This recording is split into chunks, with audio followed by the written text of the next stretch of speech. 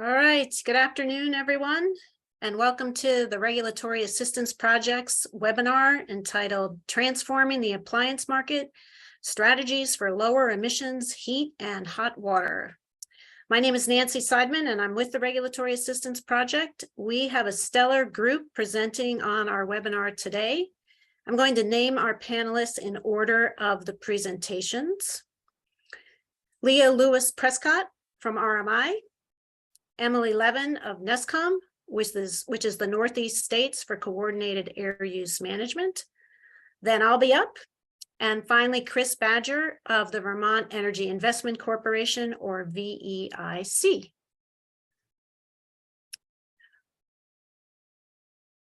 Let's start with a few logistical issues or details. Because there's a large number of attendees, everyone is muted. We encourage you to submit questions in the question box, which is shown here on the slide, demonstrating how you can find it.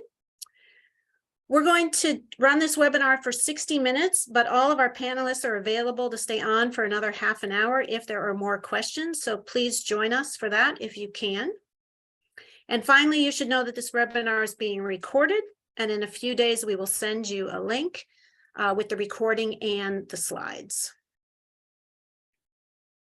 So why are we talking about appliance standards today? First, because we all believe that appliance emission standards can help drive market transformation and building electrification. These standards can create a long-term market signal. And as an additional point, we believe that addressing consumer barriers, like early replacement options, is a key to driving change in appliances. We also think that environmental and energy offices can be working together, and especially to improve equitable deployment.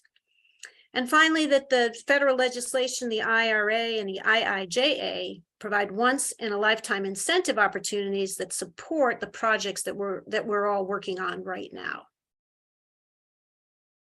So to highlight how much money we're talking about for buildings and building electrification, here's a pie chart that RMI has provided that summarizes the building incentives in the IRA and IIJA. We're talking about almost $50 billion, or about $50 billion. And over 37 of that is in tax credits, about 9 billion in rebates, and about another billion in loans that can be leveraged by, at least by the housing folks. We could talk about this more later in the webinar, but we wanted to start off with that sort of as a reason, another reason for the work we're all doing. And with that, I'm going to turn it over to Leah to start her presentation. Thank you. Thank you, Nancy. So grateful to be here. Thank you for having me. So I will kick us off with an overview of appliance emission standards, which are a regulation to reduce building pollution. Great. So before we discuss this policy, I want to level set on why it matters. Here in the US, 3 out of every 5 homes burns fossil fuels for heating, same for water heating. And most of these homes are relying on gas. So we hear quite a bit about building appliances contributing to greenhouse gases and climate change. And indeed, 10% of US greenhouse gases come from direct building emissions. Next slide, please. But they also emit other alarming pollutants that we tend to hear less about. So our fuel burning appliances are emitting, just to name a few, carbon monoxide, which can be deadly and is poisonous, nitrogen oxides, or NOx, which create smog and ozone, make our air unsafe to breathe, also form fine particulate matter, or PM 2.5, which is also directly released from fuel burning appliances. These are tiny particles that get lodged in our bloodstream and our lungs and lead to respiratory illnesses like asthma, even premature death. So all of these pollutants are coming from our fuel burning appliances. To understand the magnitude of the pollution, we compare here gas power plants to gas appliances in the United States. In the US, gas appliances emit more than twice as much health and air harming nitrogen oxide pollution as all of our gas power plants, despite burning less gas. So this is both a testament to the progress that we've made in reducing power plant emissions. It is also a wake-up call that we need to reduce appliance pollution and not leave the building sector behind in our effort to reduce pollution. Next slide, please. So this is taking a look at the national appliance pollution. The colors on the map show different appliance pollution levels. Red areas have high appliance pollution, blue are lower. And then the crosshatch black lines show parts of the US that are in non-attainment or maintenance areas for federal fine particulate matter standards. In other words, these are places that have unsafe levels of fine particulate matter pollution. You can see there's a lot of overlap here with the red places and the crosshatch places, indicating that reducing appliance pollution could be a key strategy to help states come closer to meeting the federal pollution standards. Next slide, please. And appliance pollution does not impact everybody equally. In the United States, people of color are exposed to nearly twice as much pollution from combustion appliances in homes compared to white communities. As we think about solutions to reduce appliance pollution, we must make sure that they are especially accessible to our communities of color. And this appliance pollution comes at a cost to our health. RMI ran the numbers to see how the US would benefit by phasing out fossil fuel appliances. We found that if every newly installed appliance were electric and non-polluting starting in 2030, then by the year 2045, we could avoid 500 million metric tons of greenhouse gases each year, over 500,000 tons of NOx per year, save $42 billion in health and climate costs each year, and avoid nearly 4,000 premature deaths each year. So very real benefits to phasing out fossil fuel appliances. So now let's talk about how we can bring those savings to fruition with appliance emission standards. So an appliance emission standard is a regulation that sets a limit on the amount of pollution that an appliance can release. These standards can come at the federal, the state, or the local level. Typically, they'll come from your air quality regulator responsible for protecting public health and air quality, and they can set any limit from low to ultra low all the way to zero. Next slide, please. So the standard can target any single pollutant. Historically, these have targeted NOx or nitrogen oxides. It could also target greenhouse gases. Next slide. This also applies to any newly purchased appliance. So that means two key things. First, it will apply to both new and existing buildings. And second, it targets that key decision point when an appliance breaks and a consumer will already be purchasing a new one. This regulation will make sure that appliances are selected, or residents are selecting clean and non-polluting appliances when they're installing a new appliance. Next slide. Okay, it's worth noting that these are completely distinct from efficiency standards. So efficiency standards are standards that regulate energy consumption. These would come from the Department of Energy. We are talking about emission standards regulating pollution, and these are regulated by air quality and environmental agencies such as the EPA. So there's not a preemption concern here with EPCA. And finally, these standards can and should be designed equitably, which I'll talk more about in a future slide. Okay, so appliance emission standards are not a new concept. They've existed for decades. This is just a snapshot here on the screen of jurisdictions in Utah, Texas, California that have had furnace and or water heater standards for decades, dating back as early as 1978. Not listed here are Washington and Colorado also have appliance emission standards. But what is new right now is that agencies are starting to propose zero emission standards in recognition that non-polluting appliances like heat pumps already exist on the market today and can maximize pollution reduction. Next slide, please. So California is the leader right now in zero emission appliance standards. In March of this year, the Bay Area Air Quality Management District passed the nation's first zero emission appliance standards for furnaces, water heaters, and boilers to reduce NOx pollution in the region. You can see on this table the different appliance sizes and dates that the rules will take effect. The earliest effective date for zero NOx in the Bay Area is in 2027 residential water heaters. That's in large part thanks to the 120 volt heat pump water heaters that exist to help plug in and avoid the need for a panel upgrade. In 2029, small furnaces will need to be zero NOx with a low NOx standard starting next year. And then in 2031, larger water heaters will be zero NOx.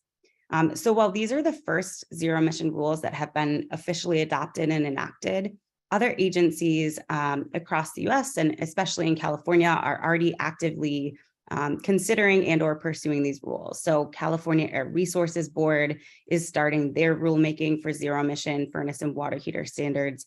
South Coast and Southern California is actively pursuing zero emissions appliance standards, and other states on the East Coast are exploring these as well. So the Bay Area gives us an example for other agencies to look to, especially as they start to consider equity.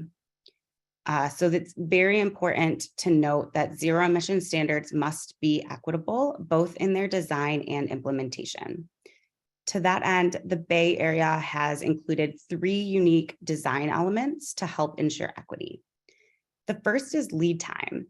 So by passing the rules now and enacting them at future implementation dates, it sends a signal to the market that this zero emission standard is coming and allows market actors time to prepare, time to enact equity-focused policies and increase investments leading up to implementation. So the sooner that these rules get passed, the more time the market has to prepare.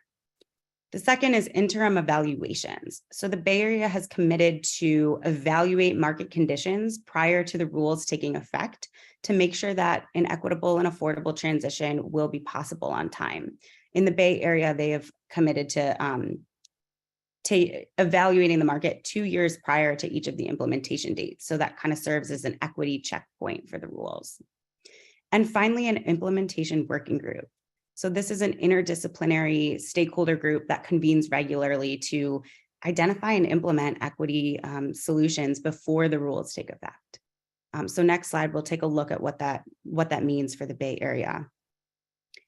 So the Bay Area Air District has agreed to leading an ongoing implementation working group for the rules that will inform their assessments of market conditions, especially the technical and equity considerations.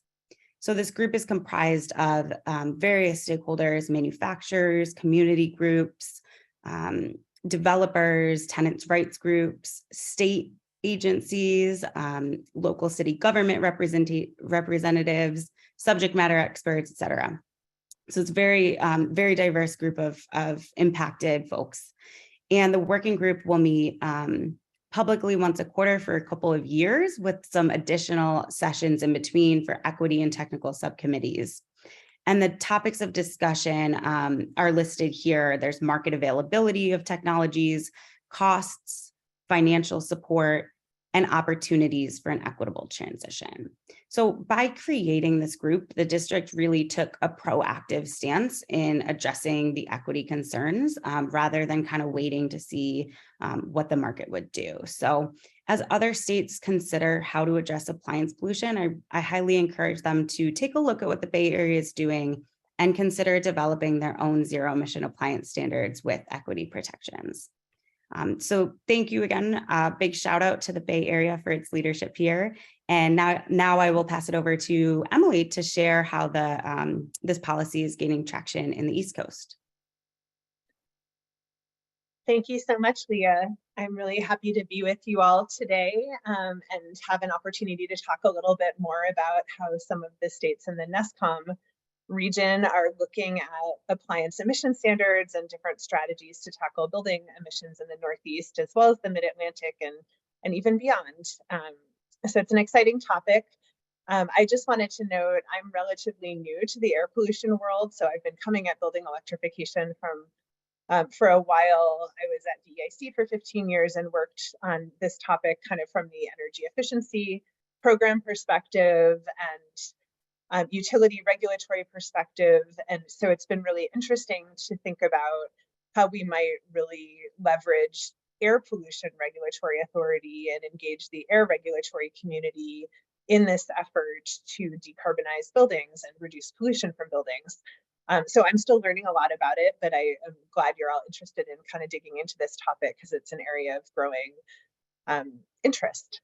So for those who aren't familiar with NESCOM, or the Northeast States for Coordinated Air Use Management, we are a regional nonprofit association of the state air quality agencies in the Northeast.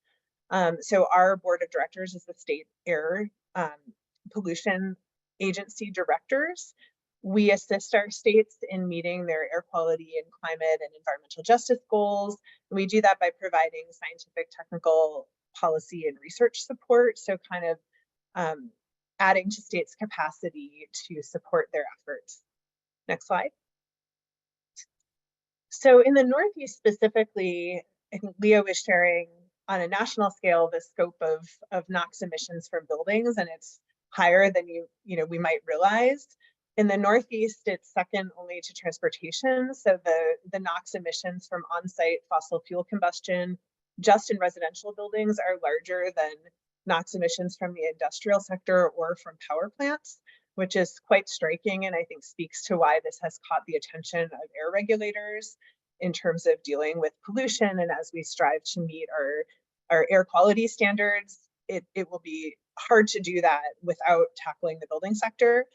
About 80% of those emissions come from space heating and 20% from water heating, mostly from natural gas, but there's also a significant amount of oil in our region, particularly in the northern tier states. There's still a lot of reliance on oil heat, which not only emits a lot of NOx, it also emits a lot of CO2. Next slide. And this is contributing to ozone non-attainment problems in the Northeast and Mid-Atlantic. So not the entire region is out of attainment, but significant portions of the region continue to not be in attainment with federal air quality standards, in part due to the NOx emissions from buildings. So as states, particularly in these regions, states and regions are really looking at strategies to get into attainment to improve their air quality, which is particularly bad around the New York City area, continuing challenges in that area especially. So looking at building pollution is one of the potential levers that states have. There is a history of tackling pollution from buildings, in part by looking at, some states have regulated things like large boilers and industrial and commercial applications. So this isn't entirely new, but we're now looking at potentially expanding this to the residential sector, to smaller scale buildings, and also looking at potentially zero emission standards as well. And I will also note that even in the parts of the Northeast that are in attainment, everybody is dealing with regional haze issues. So there are lots of ways that tackling these emissions could improve our air quality, even in regions that are currently in attainment. Next slide. So what is NESCOM doing about this? We are building the capacity of the states in our region by facilitating a building electrification task force. NESCOM started this last year and spent last year focused on a capacity building effort, sort of helping state air regulators and staff build their knowledge base on building electrification and options to tackle building pollution, and sharing a lot of presentations and case studies on building technologies and costs and policies. We have at this point 11 states participating, so all of the states in our region, as well as Maryland and DC, and then we're really thrilled to also have California participating. California is doing a lot of leading work in this area, as Leah shared, so it's really beneficial to learn from them and to have them to share their expertise and partner. And I think California's interest speaks to the desire to not stand alone in this area, to have states collaborating and multiple states taking action in this area. And in this year and looking ahead, we're really focused on accelerating progress and actually advancing policies. So we have started a work group of states that are considering policies like zero emission appliance standards, like adopting the model rule for NOx emissions from water heaters that Nancy is going to talk about next. We are supporting our states by convening research that provides states with the data they need on state-by-state criteria pollutant emissions and CO2 emissions, and even things like ozone season NOx emissions. So all of the data that states would need to support rulemaking efforts we're helping build that base. And we have also are in the process of standing up an environmental justice advisory group, which is going to be immensely valuable in helping us center equity and environmental justice and really building what we're hearing from those communities into states' efforts right from the start. Next slide. So I wanted to close by just emphasizing that states have a lot of levers that they can use to tackle emissions from the building sector, both greenhouse gas emissions and criteria air pollution emissions like NOx. They can use voluntary programs, which are in green, like utility efficiency programs and this wave of federal funding, other state and federal and local programs. But they also do have sticks, mandatory approaches that they can use, which are in yellow, like building performance standards and zero emission appliance standards and clean heat standards and other policy tools that are available to really begin to tackle emissions from buildings, including existing buildings. And different states are kind of prioritizing different policies at this point. So we have Massachusetts and Vermont currently moving forward with clean heat standards in different ways. In Vermont, the legislature has passed now the Affordable Heat Act, although the governor, I think, has vetoed it at this point, but there's a decent likelihood that the legislature may override that veto. We should know more in the next month. And this is a broader approach that would create a clean heat standard requiring natural gas utilities and fossil fuel suppliers to reduce greenhouse gas emissions from the building sector through a range of strategies, which could include electrification, weatherization, as well as renewable fuels. Massachusetts is also pursuing that approach through a rulemaking process and has recently been seeking stakeholder input. They're also looking to center electrification in their approach. In Maryland, there's work going on around building performance standards, which typically apply to larger buildings, so large commercial multifamily buildings. Maryland passed a statewide building performance standard in their Climate Solutions Now Act in 2022 that focused on reducing on-site greenhouse gas emissions and tackling that in large buildings.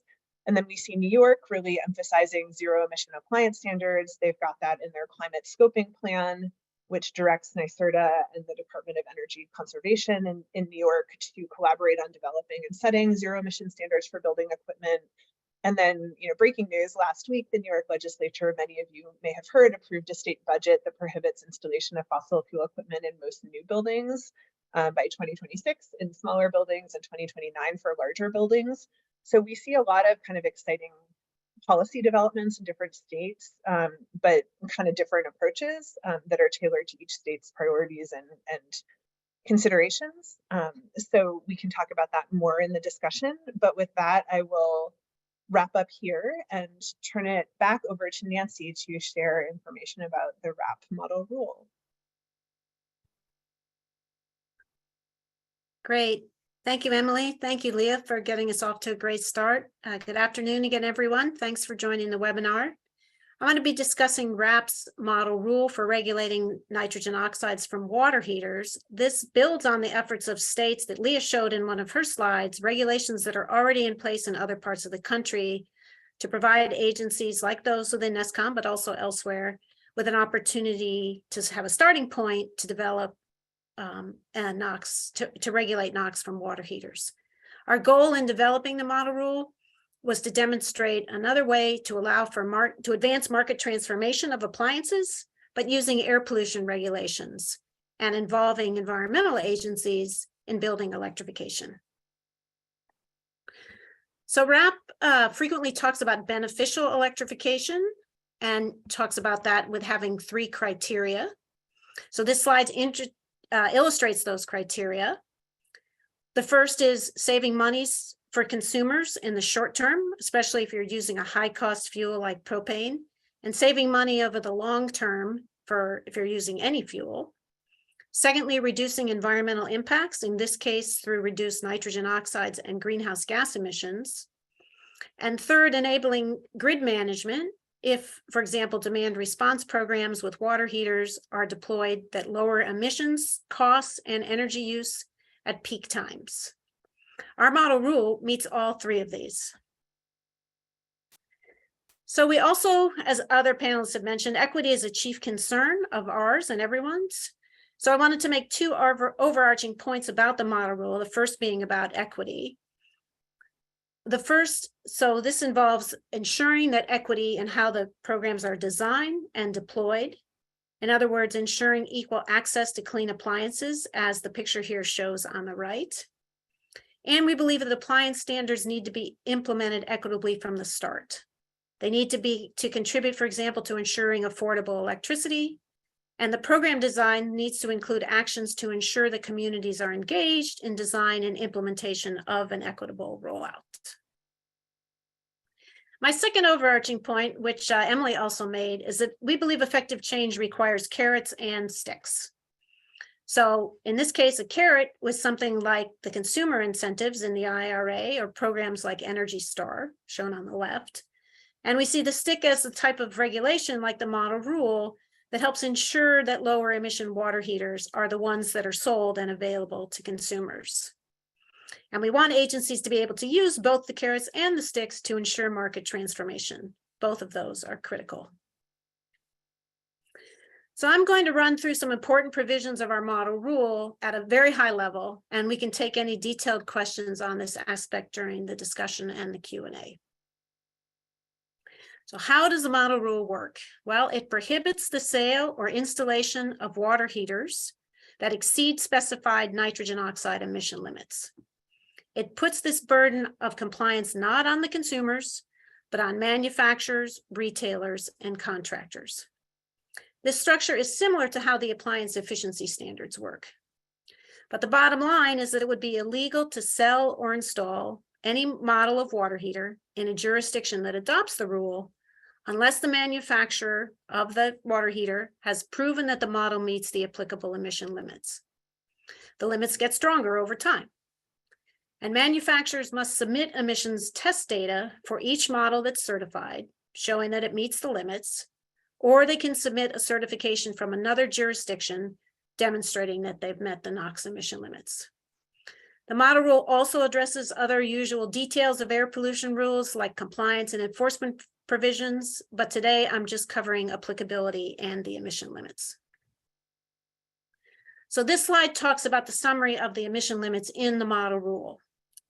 Gas water heaters have standards in categories 1 and 2 based on their sizes. And these include initial limits that are roughly based on the most stringent limit for that type of water heater that's in effect somewhere in the US today, like Leah showed earlier. The interim limits are roughly based on the emission levels that are the best performing models in this category on the market today are achieving. And the final limits of 0 are based on what current technology can do, but instead rely on the fact, as Emily noted, that we need to reduce nitrogen oxides and fine particle matter to meet health standards and regional haze programs around the country. And those goals need to be met, particularly for regional haze, at the latest 2050. So since water heaters have about a 14-year average lifetime, we need to stop selling models that emit nitrogen oxides, greenhouse gases, and fine particles by 2035. I would also note that category 3 includes manufactured homes, propane and oil water heaters. There are no initial or interim limits, but they have the same final limit of 0 as the gas-fueled heaters that take effect in 2035. We chose not to include initial or interim limits for propane or oil-fired heaters because that would mean requiring a new emissions testing protocol and product certification program, since burning oil and propane is not regulated currently in any US jurisdiction, though it is in the European Union. Next. If you want more details on our model heater rule or our technical support document, you can use these QR codes. So you can take, if I give a minute for folks to take a picture, if you'd like to go to those links. And then I believe, yep, that's my last slide with my contact info. So now I'm going to turn it over to Chris for his presentation. Thank you. Thanks, Nancy. Today I'm looking forward to sharing some results in the successful pilot program in California, demonstrating Chris, you're very quiet. You're going to need to be louder. Apologies. It's always one in every crowd. Thank you, Nancy. Today, I'll just be sharing some results of a successful pilot program in California with it demonstrated an innovative new approach to addressing barriers of the heat pump water heater adoption, as specifically in emergency replacements of gas water heaters. As an introduction, I work for VEIC, a nonprofit working nationally to deliver solutions for energy efficiency, building decarb, transportation electrification, and building a clean and flexible grid. But today, we're really excited to be partners on 2 California programs that are driving innovation, accelerating decarbonization in buildings in the state. The first, Tech Clean California, is a program focused on market transformation and the adoption of heat pumps for residential and commercial water heating and space conditioning. And secondly, CalNext is a statewide initiative to identify, test, and grow electric emerging technologies. Donnie, you can just click right through this. Tech Clean California serves as a statewide market transformation initiative focused on reducing the costs and barriers to heat pumps for commercial and residential buildings, and has set a very aggressive goal of supporting 6 million installations by 2030. In its design, Tech Clean California created this space for innovation through scalable regional pilots, but also through the Quick Start program, which was a pathway for more targeted investments to address key and specific market barriers and test innovative new approaches. Next slide, Donna.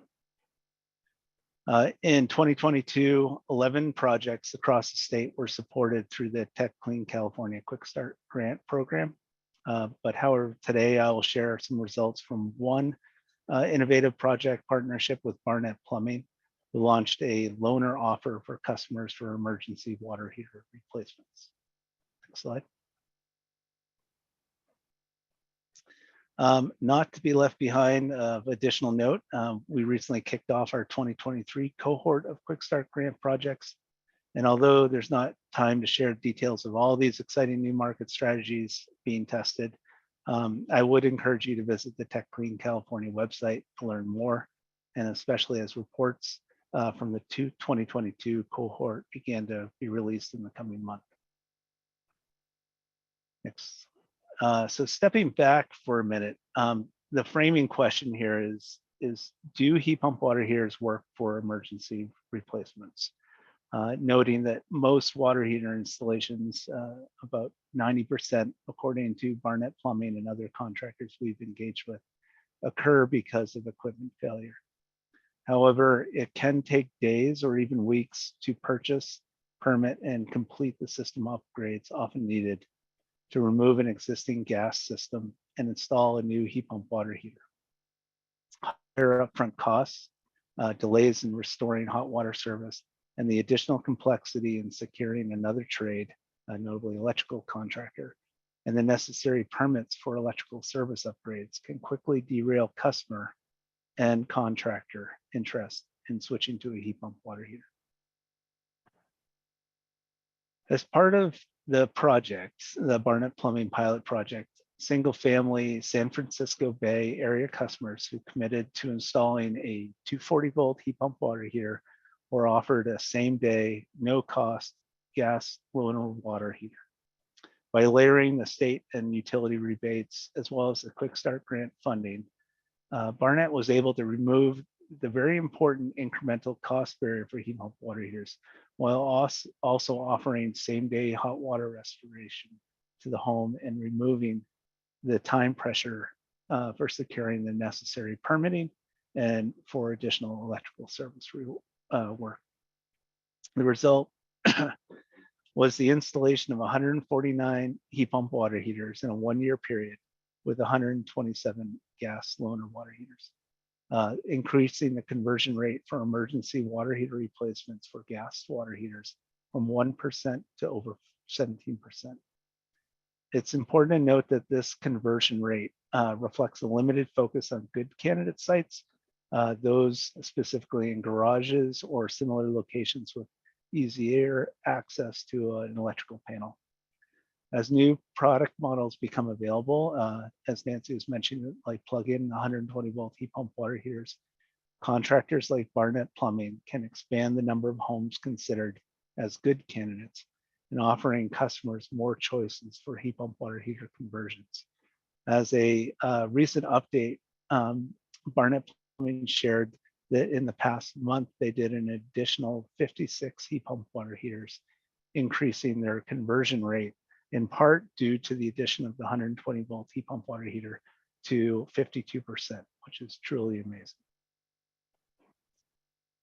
Lastly, as in summary, that this Quick Start Grant project with Barnett Plumbing really highlighted the critical need for continued investments in innovation, especially through existing industry partners.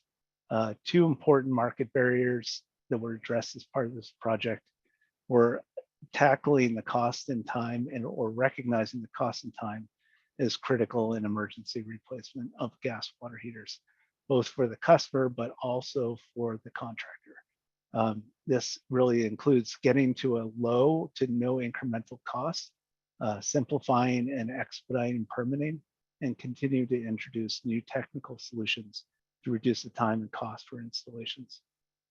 Secondly, understanding and simplifying the decision path for contractors and customers for emergency water replacements, options for heat pump water heaters. So that necessitates developing messaging and decision paths, and understanding decision paths for customers and contractors targeting emergency replacements, and ideally working with contractors to proactively target customers with older water heaters to avoid specifically the need for emergency water heater replacement. Ultimately, the most important factor is to allow for same-day hot water restoration for the customer, and for the contractor ultimately is for satisfied customers and expanding their capacity to complete multiple installations in the same day.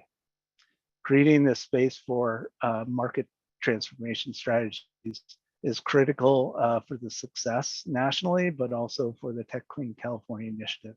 But the CalNext is an additional emerging technology program, but they're both pathways for ongoing industry partnership for decarbonizing California buildings.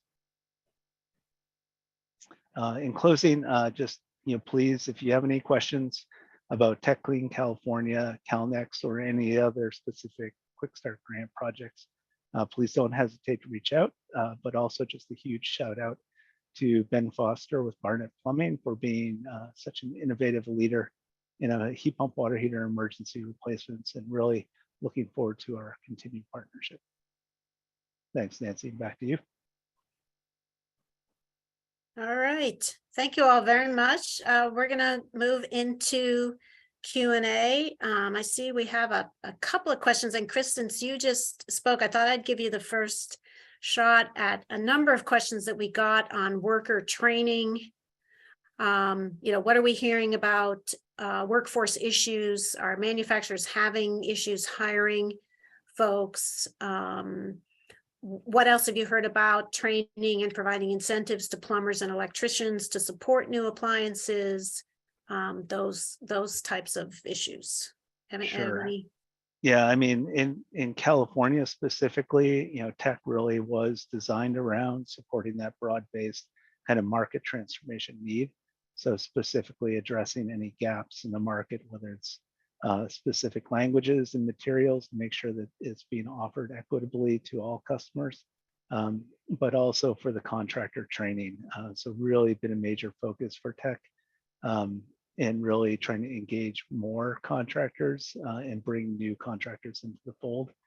I think it's important to note, and maybe a few of the other, Leah or Nancy, you could speak about some of the workforce training opportunities that are coming up through the IRA legislation and just how important that will be for all states to be able to maximize workforce training as part of the heat pump addition for appliances.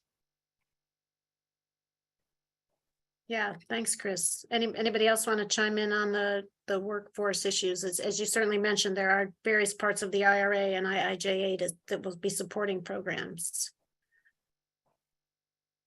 I would just add that that's one of the values of the long-term signal and planning ahead element of emission-based appliance standards, is saying this is where we'd like to get to by 2030, for example, or some out year that's at least 5 years away. And in order to be ready to have zero emission appliances widely available by that point, there's obviously an immense amount of work that needs to happen between now and then to build the market in terms of equipment availability, workforce training, just readying the market to be able to work at that scale, let alone getting out of the current challenges we're having in kind of the post-COVID economy and all of those issues. So our hope is that by supporting these policies and giving a lot of lead time, it's sending a really strong signal, and that the market can then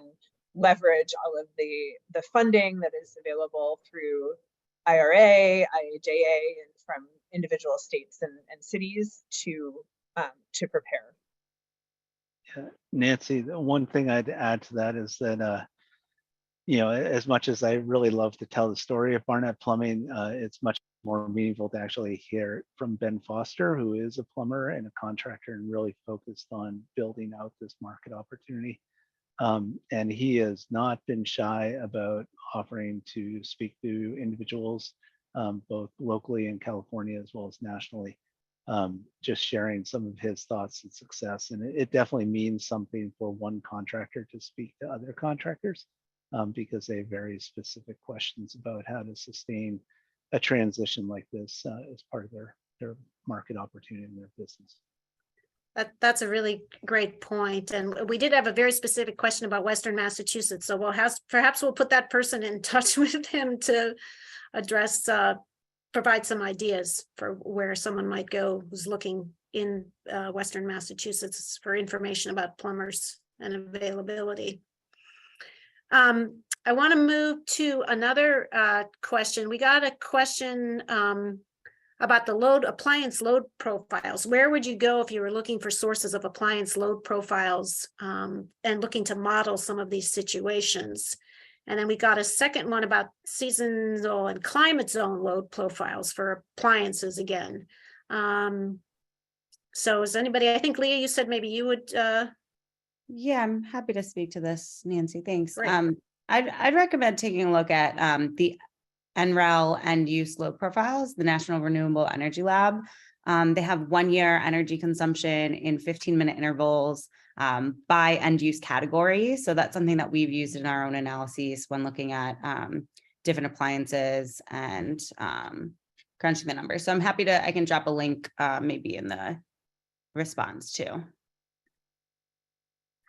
Okay, great. Thanks. And I would just add that those do incorporate building stock data and other data from the census and the EIA Residential Energy Consumption Survey. All of that is sort of baked into ResStock and ComStock. So that includes some climate zone modeling. So I think most of what people are asking for is available through that source. Great, thanks. Thanks, Emily and Leah. So Leah, I believe you're the only attorney of the four of us. So we did get a question about the fairly recent decision from the Ninth Circuit to overturning the ban on Berkeley's ordinance for gas for fossil appliances. I may not even be characterizing the case decision correctly, but so the question was how do we view this? Are all the things we've been talking about, how does this juxtapose with that decision? Yeah, thank you, Nancy.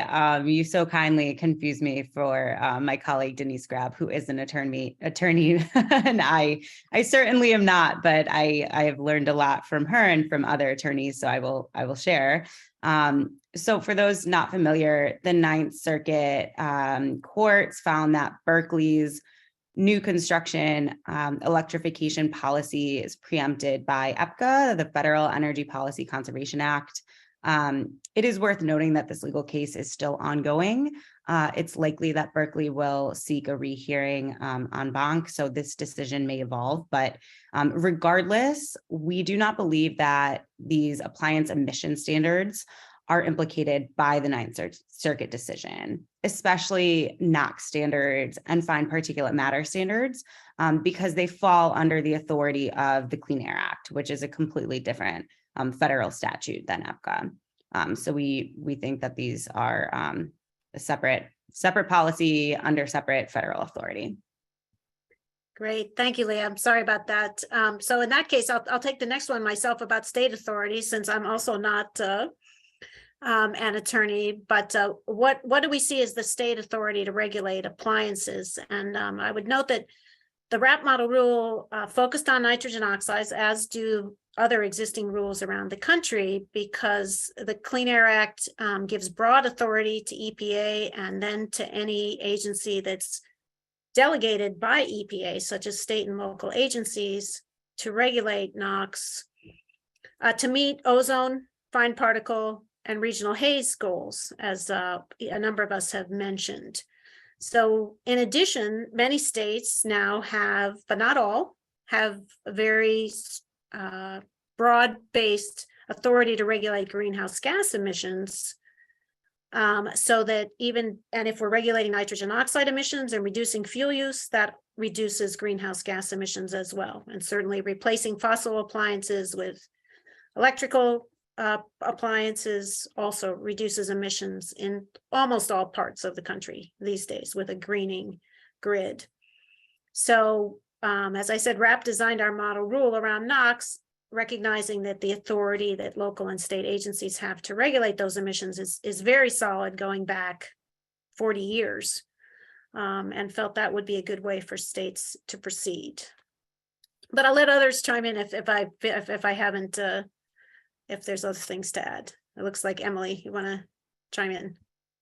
I would only add that NESCOM has been conducting a similar review, and we agree with Nancy that states are standing on pretty firm ground in terms of their statutory authority. And my additional point is that, like I mentioned in my presentation, many states have actually already regulated the air pollution, either NOx or particulate matter pollution, from commercial or industrial scale boilers and sort of larger equipment in buildings. So there is actually existing regulatory precedent.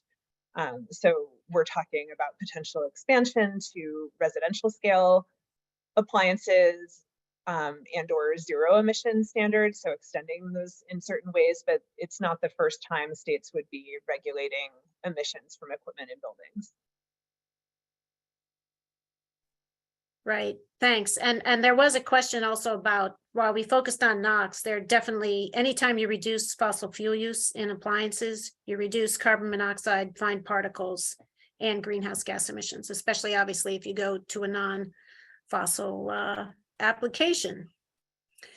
Chris, I want to go back to you. We got a pretty interesting question about how might we adjust loaner programs for colder climates? Do you see any differences that would need to be made in loaner programs designed for colder climates?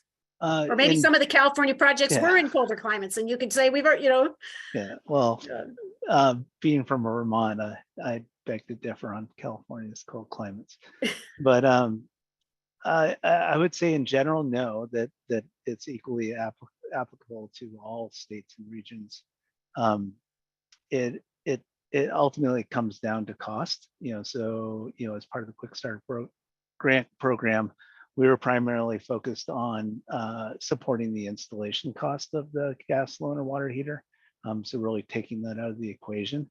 And Barnett Plumbing was actually the one that, from a cost share perspective, owned the loaner water heaters. So they sourced them, and then obviously when they pulled them out of the home and installed the heat pump water heater, that would go back into their stock, and they would use it for multiple installations.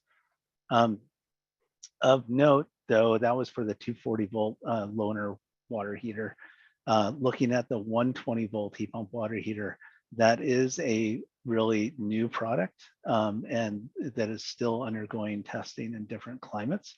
But I'm personally pretty excited about seeing it tested in cold climates, in large part because it's no different. It typically lives within a water heater, typically is in a conditioned or semi-conditioned space. So no concerns about freezing. It's more of a question about whether or not it can provide the capacity needed for a household. And typically for those, they're just oversizing the tank size in order to adjust for the lower power consumption or output of the 120 volt heat pump water heaters. I think at the end of the day, though, it really comes from an emergency replacement perspective, that it comes down to the cost.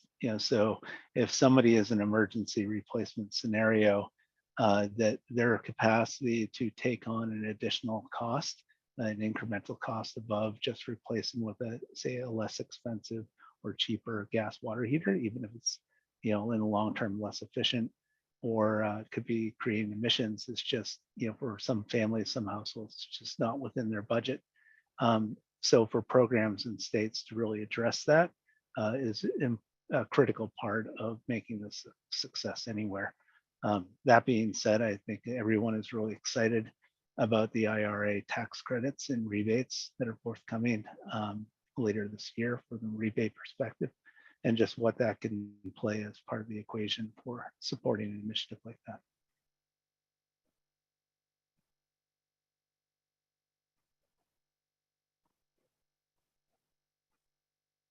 Sorry, couldn't find my unmute button. Thank you, Chris. That's helpful. We'll see if folks want to follow up on that at all. I want to get to a question we had on equity, asking about what have we seen in terms of technical materials being produced in languages, ensuring a more equitable process. And I would say that my answer to that would be I've just participated in a work group in Massachusetts working to improve access to the commission and to the Energy Facility Siting Board. And a big part of that was talking about language acquisition, both at hearings and in documents. I'll put a link to that report that was just released actually last week, making a lot of recommendations for how to make processes, not just, I think, though it's directed at the commissions and at the energy offices, I think it will have an impact on agencies around at least Massachusetts. And I know a number of states have been changing their rules on making things available in more languages and hearings more available.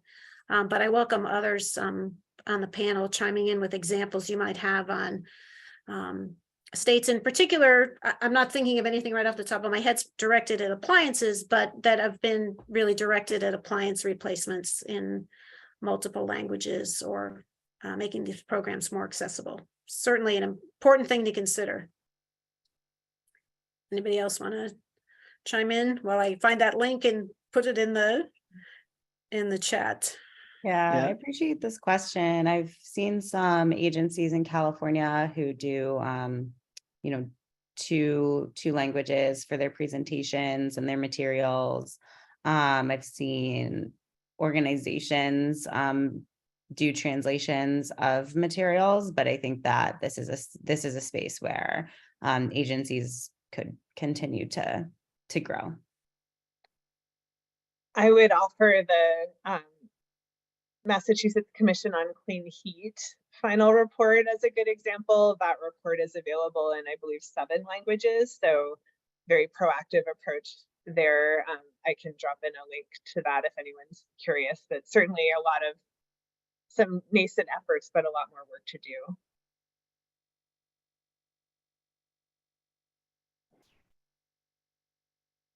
Thank you. I'm actually having difficulty trying to figure out where to type in a something, but we can certainly figure out a way to get that report to others afterwards.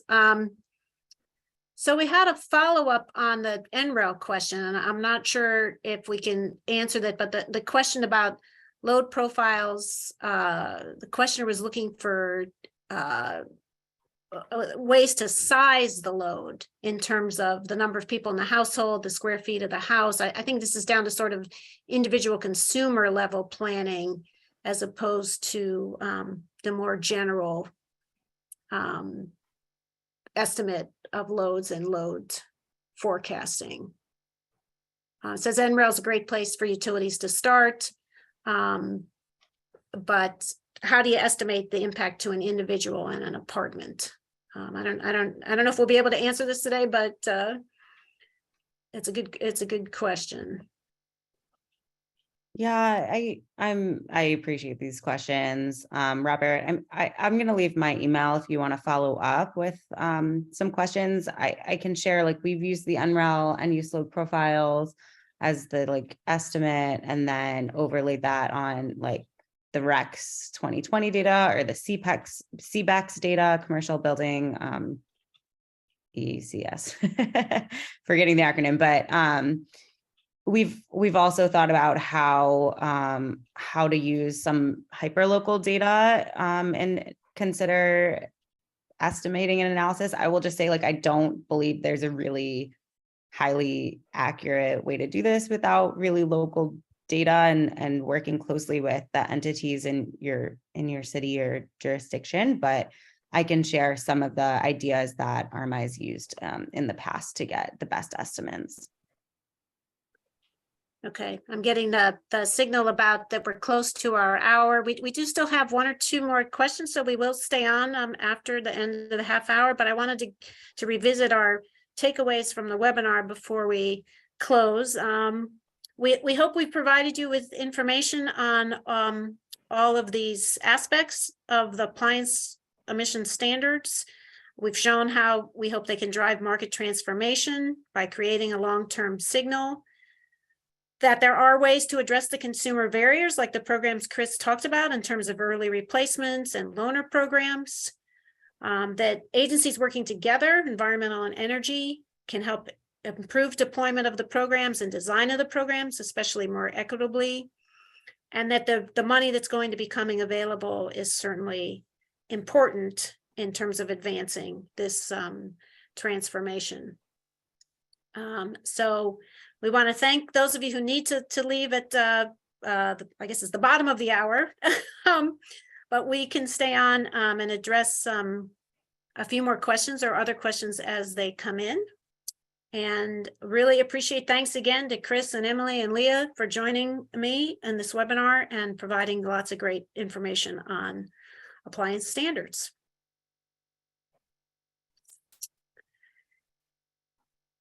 All right. Thank you all very much. One question that an interesting one came in about dehumidification, the dehumidification benefit of heat pump water heaters. Is that something that's being talked about as a benefit? It's definitely highlighted as a benefit, not only from a comfort perspective or, say, additional contribution to a home's dehumidification. But it also can just reduce your energy load, especially from a cooling perspective. What I think every single manufacturer would come back and say is this is not a dehumidifier, so please don't treat it as such. Just so recognizing that the water heater demand pretty much drives the dehumidification capability or component, and so it's not something that would run 24/7 and provide dehumidification to a home that might be necessary, but recognizing that every bit helps. So, but yes, it is identified and promoted as being an additional benefit. Great, thanks, Chris. We did have a couple of supplemental slides that I thought, while I look at whether we've, oh, actually, here's another one, maybe Chris, you can address, and then maybe we'll go to the supplemental slides. Somebody importantly asked about noise, heat, source durability issues for heat pump water heaters. You know, that people have heard various things about heat pump water heaters, how they work or don't work, and good and bad, like the humidification that we just talked about. So I didn't know if anybody would like to comment on those Sure. issues, the Yeah, noise, the heat, I mean, durability. yeah, I mean, I guess I can speak from my own personal experience, and then I have a heat pump water heater in my house. It doesn't bother me. Obviously, a location matters. You know, so from the perspective that it's out in your garage, it's likely to be less of an issue, or in a basement, less of an issue. If it's right beside your bedroom, there may be more concerns. You know, just talking to contractors like Barnett Plumbing, they actually go out of their way to try to specifically address any noise issues, both with putting in some sound dampening materials, as well as putting in some rubber separators to isolate the water heater from any surrounding, you know, especially in California, that might actually require earthquake kind of strapping, is just to try to isolate that from being connected to the house, such that it doesn't turn into a giant amplifier for any noise. And then from a reliability perspective, I think it's just always something that's a focus of the industry. The warranties are really robust for heat pump water heaters, which is a good thing.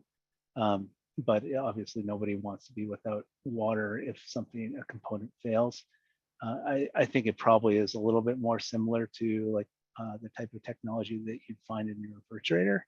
But even refrigerators aren't, you know, immune to having failures. So just water heating can be as important, if not more important, than refrigeration. So just always something that the industry is constantly trying to improve on.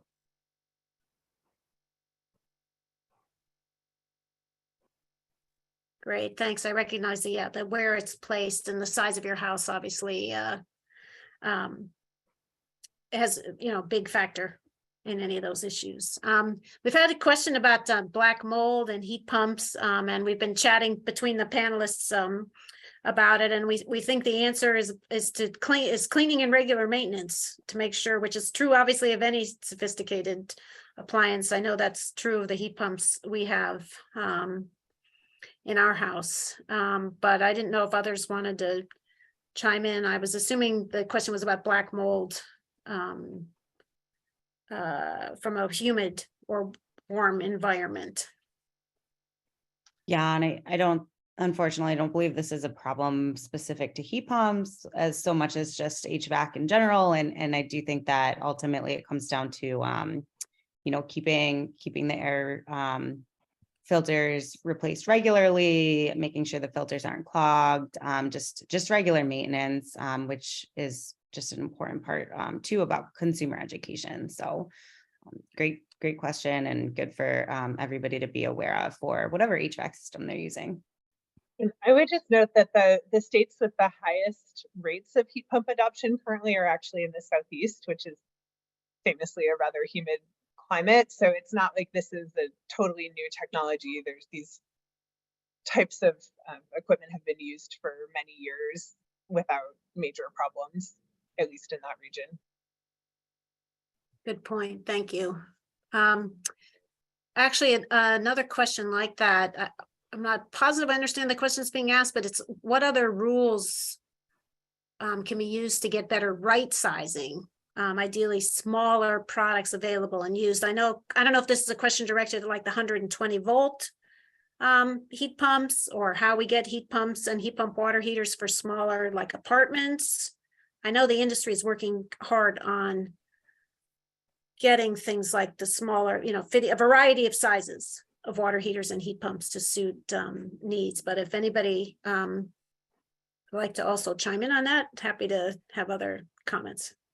Yeah, I mean, I think you hit on it, Nancy, that the industry is really working hard to develop new and different models that kind of meet the different needs of homes, while recognizing that every home is different and that it's a growing market opportunity. So, you know, it's kind of everything takes a little bit of time for, you know, that type of diversity. But looking at heat pump water heaters specifically, that in addition to the 120 volt heat pump water heater, there's now split heat pump water heaters. So you can actually kind of say leave in an existing hot water tank and then add actually on the heat pump functionality to support and improve efficiency.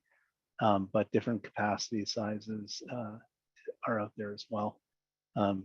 So yes, I'd say work in progress and just making sure that there's a diversity of products, both for space conditioning and water heating, that are right sized for the homes. And I think part of this is also that everybody's getting comfortable with these technologies and fearing the worst sometimes from contractors, that they're worried that it won't perform and that so they might tend to oversize it. And so specifically to that question, I know that there's a few different design tools, both on the space conditioning side, but also for heat pump water heaters that are coming out and should be made available nationally to support contractors and programs in supporting customers to make the right selection. Who's working on those, Chris? Folks like Energy Star or somebody at DOE or NREL or? PNNL is definitely coming out with like a decision tool, I think, that will be released in the coming months.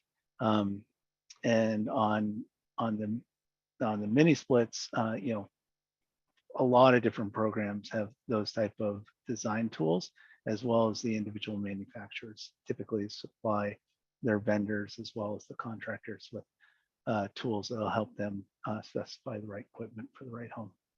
Oh, good point. Yeah, that the manufacturers themselves would be supplying tools to, yes, to their contractors. Yeah, which brings us back almost to where we started in terms of workforce and workforce development and getting people accustomed to new technologies and making sure the training and the installation goes well. And there's no question that it's a lot going on in the market, and that it does, we should admit that it takes a while to get things adjusted and get people comfortable with new technologies and getting the right tools to everyone. I was just going to add, and especially for space heating, HVAC mini splits, the importance of weatherization and dealing with the building envelope and energy efficiency before electrification. I mean, there's, if possible, it's preferable to deal with that first, so that you make sure the equipment is right sized and that you've dealt with any easy opportunities to reduce the load before you install the equipment. Yeah, Really great point, Emily. Yeah. And I think it also ties back to the point about mold and dehumidification. You know, it's hard to really tighten up a house before you address any water you know, issues within the home that are coming in from the exterior.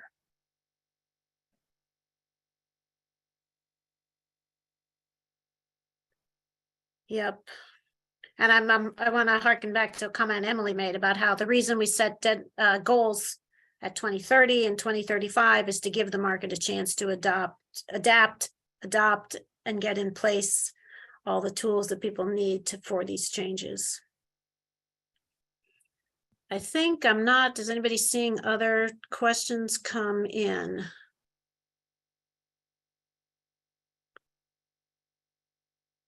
And I think we've addressed other ones that we had.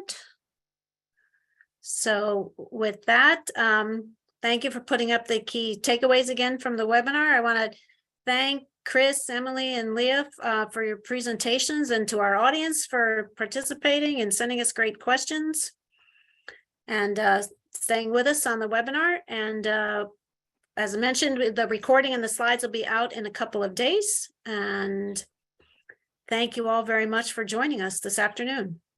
Look forward to please contact us with other questions and comments if you have them. I think all of the slides have contact information for the various presenters.